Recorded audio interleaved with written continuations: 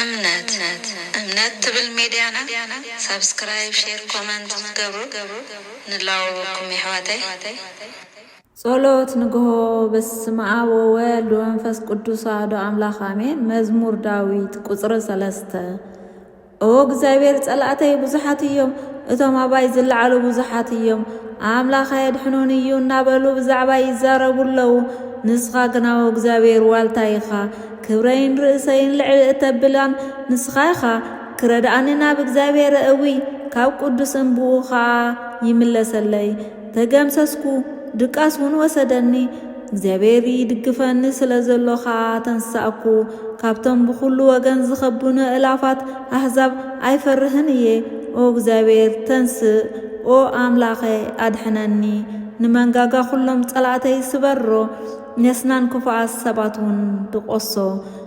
ምድሓን ካብ እግዚአብሔር እዩ ዝመጽእ ኦ እግዚአብሔር ንህዝብኻ ባርኽ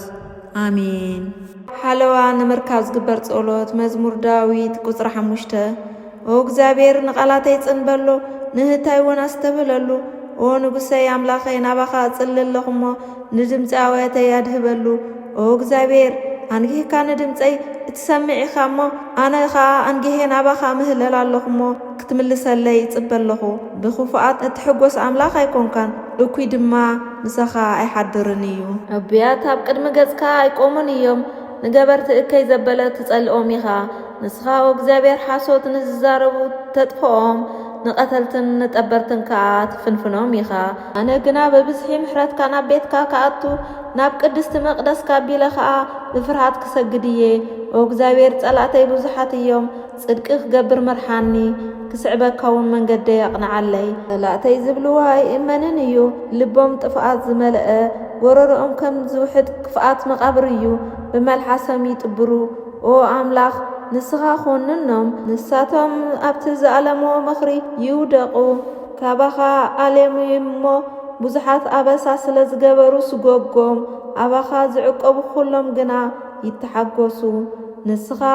ኣጽሊልካዮም ኢኻ እሞ ንዘለዓለም እልል ይበሉ ንስምካ ዘፍቅሮ ድማ በኣኻ ይፈስሑ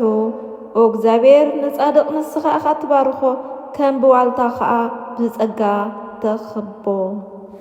አሜን። ነዚያ ሰዓትን ደቂቅን መዓልትን እንዳሃበና እግዚአብሔር ይመስገን። ሼር ኮሜንት ሳብስክራይብ እንዳገበርኩም ይሕዋት አበራትዑና የቀኒልና ስጋብ ዝቕጽል ዘሎ መደብና እግዚአብሔር በሰላም ያረኽበና ብሩኽ ቀና ይሕዋተይ እምነት ትብል ሚዲያና ሰብስክራይብ ሼር ኮሜንት ገብሩ ንላውኩም ይሕዋተይ